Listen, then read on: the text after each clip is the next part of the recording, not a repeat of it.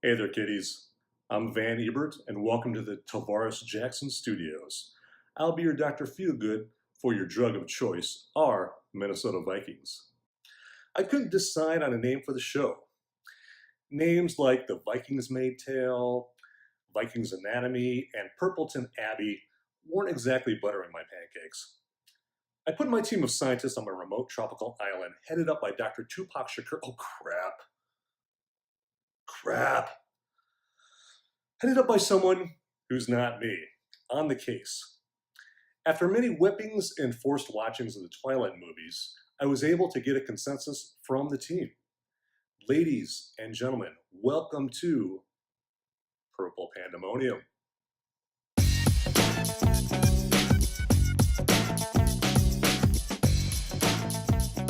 I know maybe you're thinking that they need more whippings, but let's not obsess on the name, but rather the football team that conjures obsession within us, along with some hellacious, Pepto-worthy heartburn on occasion. That team, the Minnesota Vikings.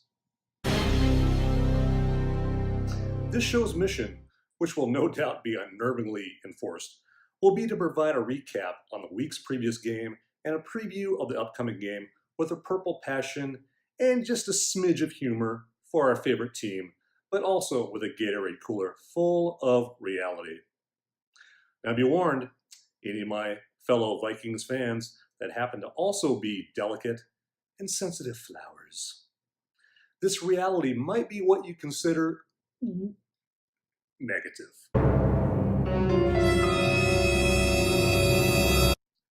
But you're going to be okay. Just run to your safe purple space and hug your therapy Bud Grant bobblehead extra tight. You're going to be fine. Now you're also going to get valuable, insightful, intuitive, let's just say audible preview info of the next game by my special weekly guest, Homer Groner. I was roaming the mountains of Tibet, contemplating why I had just watched the entire first season of the new Twin Peaks, when I happened upon Homer. He was curled up in the fetal position under a solitary tree on the mountainside, sucking his thumb, mumbling two simple words. Blair Walsh. Blair Walsh. Blair Walsh. Now, instead of slitting my wrist, now that I've named he who shall not be named, let's get on with the show.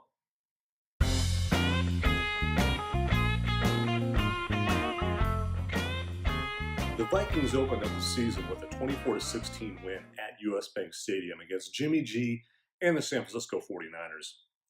There were several Jimmy G mistakes, from when he threw like Kenny G, resulting in him cussing like Warren G, and his team being taken out by the Vikings like the notorious B.I.G.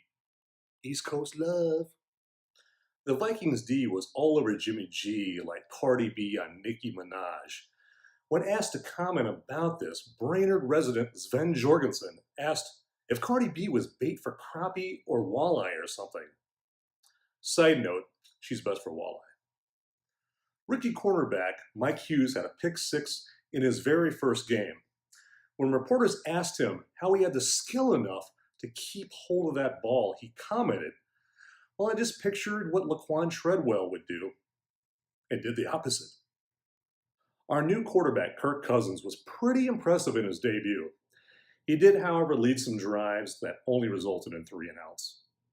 3 and out also being the prison time served by most of Kirk's old Michigan State teammates.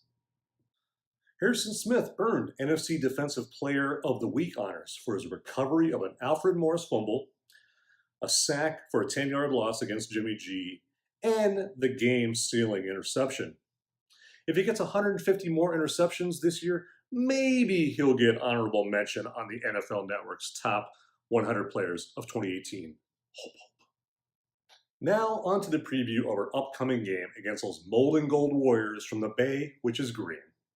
A land where the cheese curds flow like volcanic Velveeta, and men wear belt buckles so big it's easier for their sisters to pull them closer. Aaron Rodgers, with his sprained knee injury, is listed as questionable, just like his judgment skills of whether or not one of his buddies is riding the PED pedal pump. Google Ryan Braun. He probably thinks Lance Armstrong was just on a lot of 5-hour energy, too. We all know that Rodgers won't need to practice to play in the game, but that didn't stop Rodgers from helping Sunday's refs practice proper penalty flag throwing technique for when he audibles to them. 319, 319, zebra throw on 4. Rodgers is rehabbing now at home. He's on a regimen of massage, icing his knee, and getting plenty of sleep on his new bearskin sleep number rug he got on Sunday night. His sleep number is somewhere between 24 and 23. Now, Rodgers, of course, won't be as mobile with that bum knee in the game. This will, of course, result in less of a need for course correction for the guidance system known as the Anthony Barr knee-seeking missile. A backup system in the Vikings arsenal is the 22-gauge Harrison Smith & Wesson with purple grips. Now let's go to Homer Groner. Hey everybody, you've got a reason to live because now you've got Homer Groner in your life.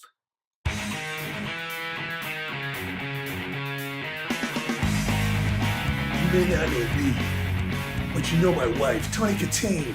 Yes, she's mine. Not the one that rides on David Coverdale's Mercedes in that Whitesnake video. Nope. The Tawny Katane that looks like Andrew Luck's and Bill Belichick's love child.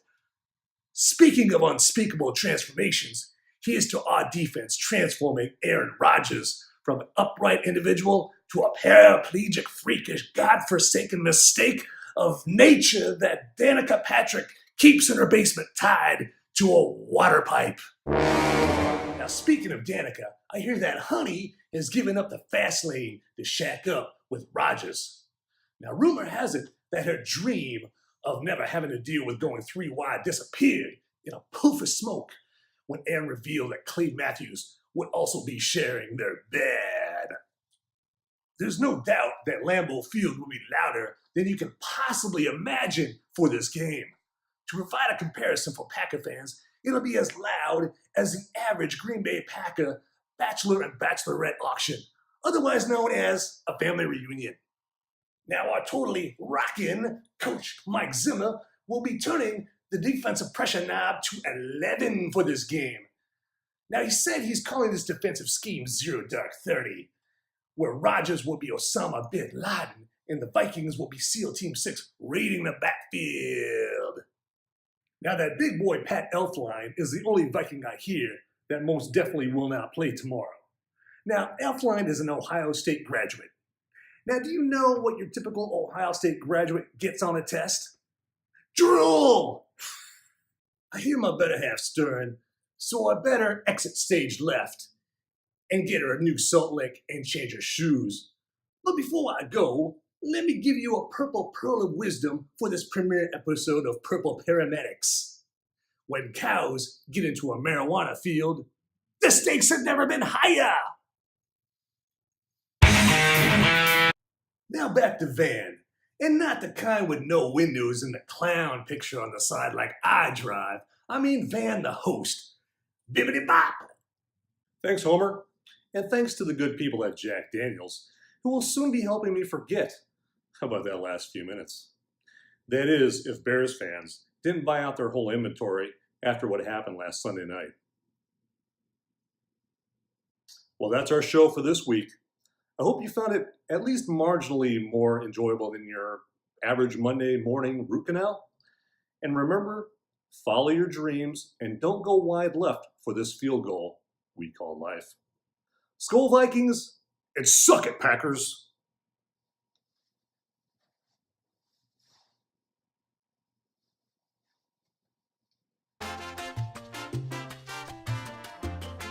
That's good purple Kool-Aid.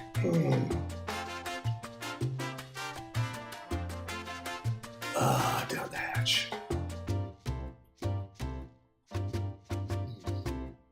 Purple Kool-Aid in my belly.